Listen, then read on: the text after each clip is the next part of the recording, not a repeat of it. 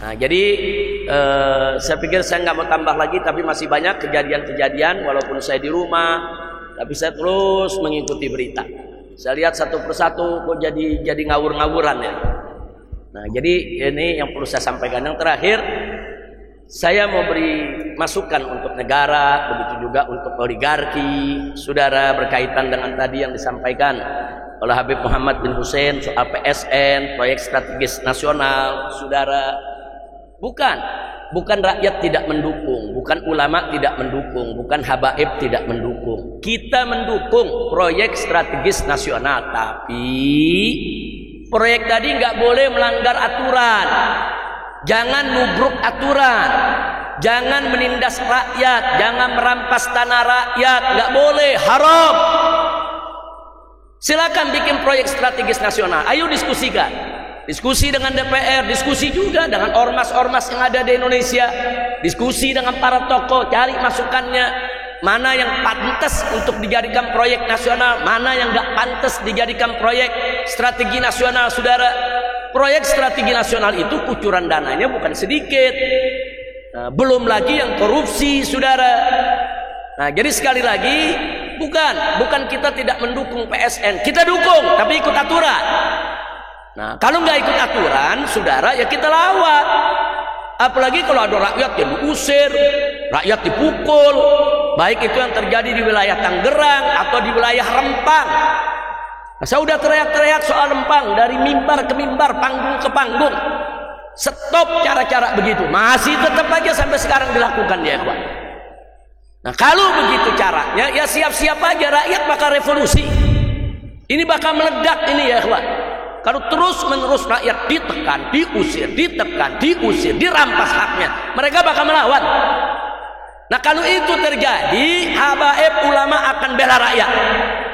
Selama rakyat ada di jalan yang benar, selama rakyat itu jadi mustad'afin wa mazlumin, pihak yang lemah dan terzalimi, wajib kita bela rakyat ya. Nah, maka itu kita udah berikan nasihat dari jauh-jauh hari, janganlah mau PSN coba dikaji ulang. Kita udah sampaikan secara baik-baik. Coba lihat dulu dong, masa tanah rakyat dirampas, kemudian rakyat diperlakukan dengan tidak baik? Nggak boleh seperti di Pulau Rempang ya, kuat. Pulau Rempang itu umat udah hidup di sana dari sebelum Indonesia ada. Mereka tinggal di sana, ada 17.000 penduduk, itu sudah tinggal 100 tahun lebih. Kalau 100 tahun lebih kan berarti sebelum Indonesia lahir. Indonesia kan lahir tanggal 17 Agustus 1945. Mereka udah kakek moyang mereka udah ratusan tahun tinggal di sana.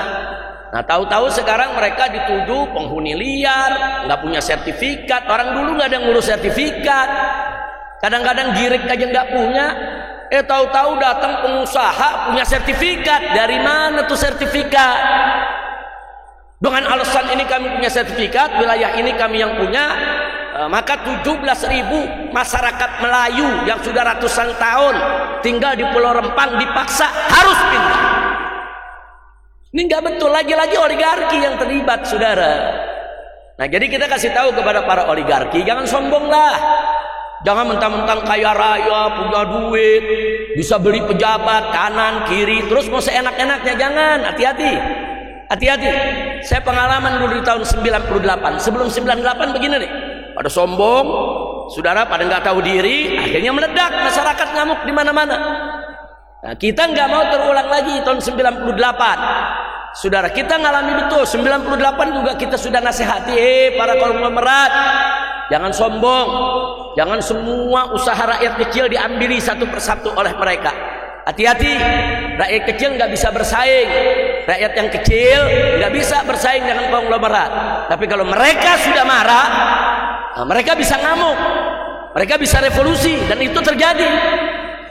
Nah, sekarang kita nggak mau terulang lagi 98. Tolong, hei para oligarki, jangan sombong, jangan mamer-mamerin kekuasaan. Kita nih berkuasa, siapa melawan kita? Jangan sombong, jangan.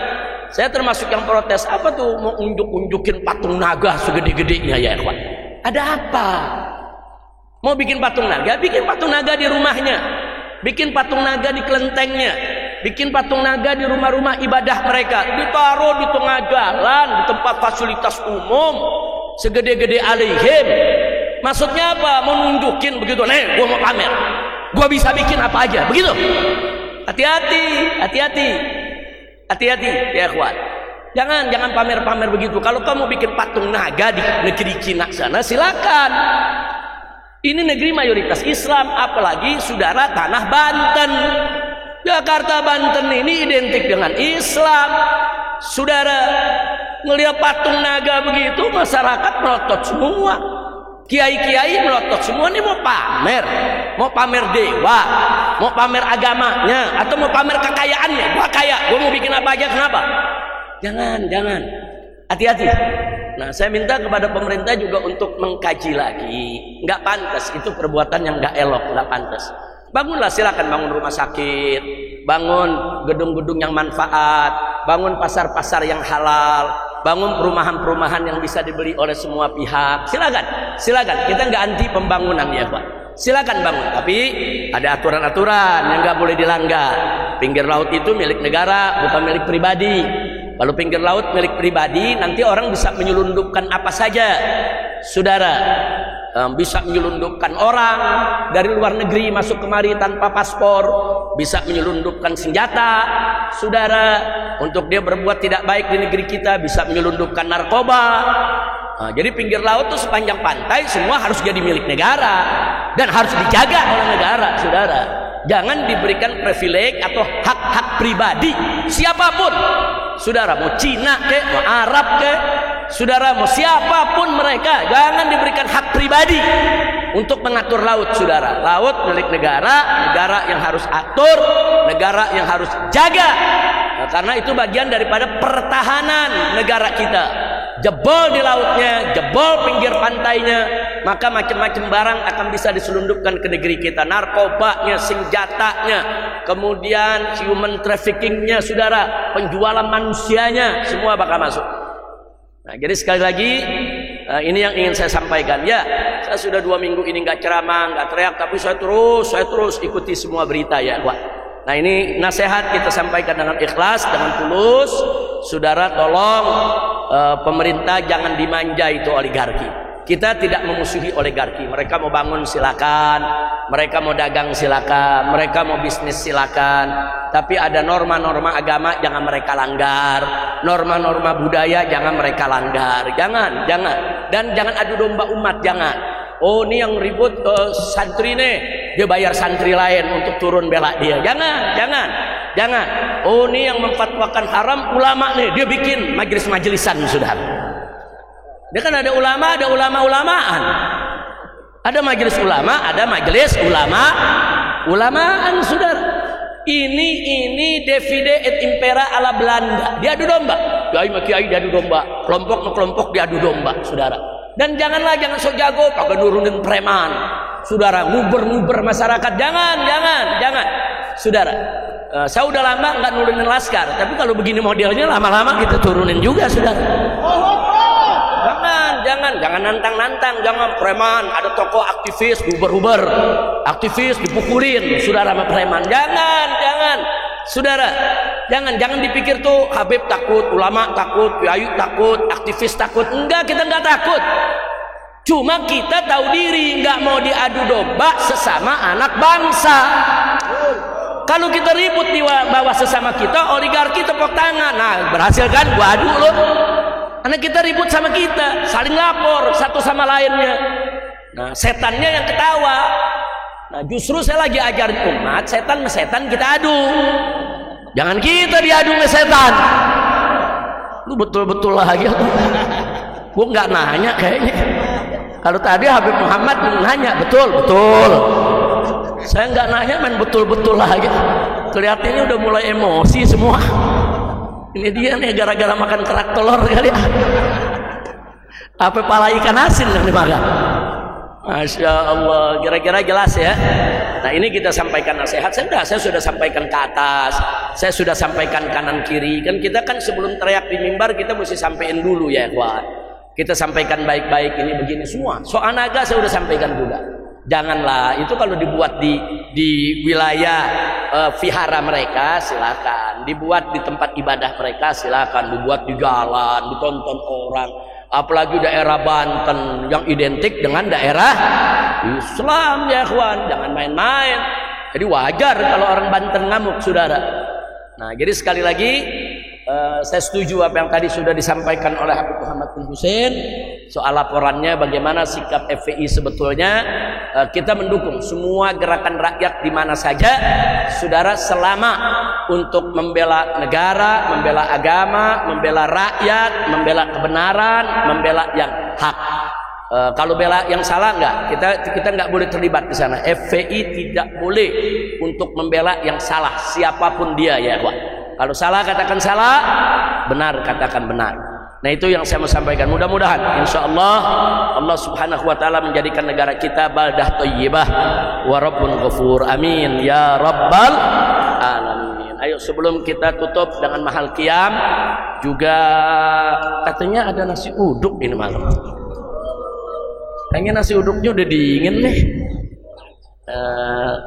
Alas, ayo kita selawatan dulu ya rame-rame semua. Ini nanti dibacain pengumuman. Ya. Atau sini, ini kapan? Hari Kamis malam Jumat yang akan datang. Nah, kita udah libur nih pengajian ya. Nah, tapi ini ada pawai obor Petamburan Bersatu. Setarnya dari wilayah masing-masing, RT masing-masing, finishnya di Jalan Petamburan 4 ya, Pak. Nah, jadi ini untuk warga Petamburan khususnya, yang lain mau ikutan juga boleh. Nah, untuk menyambut datangnya bulan Ramadan, insya Allah ini tarhib bulan Ramadan. Waktunya ba'da sholat isya, insya Allah. Ayo sama-sama kita baca selawat Badar. Saya lagi rindu sama selawat Badar. Ya, ini selawat Badar nih, dulu kalau kita baca bawaannya mau perang dulu ya. Nah, dulu kita lawan Ahok pakai selawat Badar, Allah kasih menang, nggak usah khawatir saudara. Nah, cuman sekarang kita lagi repot nih, rakyat di mana-mana lagi teriak adili Jokowi, adili Jokowi. Ada yang teriak hidup Jokowi. Pusing. Hus. Lu tahu? Oh ya sudah, jangan disebut ah. Lu demen lu nyari gara-gara. Ya bukan kan pusing, kali kita lagu teriak adili Jokowi, kan mantap gak tuh? Ya ada yang teriak hidup Jokowi. Lu jangan potong nih rekaman. Ini potongan ini rekaman saya dipotong cuman hidup Jokowi, itu doang yang disiarin. Nanti bilang Habib Rizik hidup Jokowi, kacau. Ini yang ngerekam nih ketarain nih. Nah, saya nggak ngomong begitu ya, tapi udah paham pesennya kan. Udah kita doain aja lah biar para pemimpin kita dapat taufik hidayah, biar bapak presiden kita, bapak wakil presidennya, bapak menteri-menterinya, pejabatnya semua dapat taufik dan hidayah, bisa jadi pemimpin yang baik, pemimpin yang bela agama, bela negara, bela rakyat, panjang umur dalam taat dan ibadah. Amin. Dan Allah Maha tahu apa mereka bisa baik atau tidak. Kalau mereka tidak bisa baik, kita minta kepada Allah segera dicabut saja, ganti dengan yang baik. Rakyat Indonesia sudah terlalu lelah dikerjai oleh para pemimpin yang tidak baik pada fase sebelumnya. Nah, kita nggak mau ini berlanjut. Ala hadhihi niyya wa likulli niyatin salihah wa ila hadratin nabiyil mustafa sallallahu alaihi wasallam bisiril fatihah.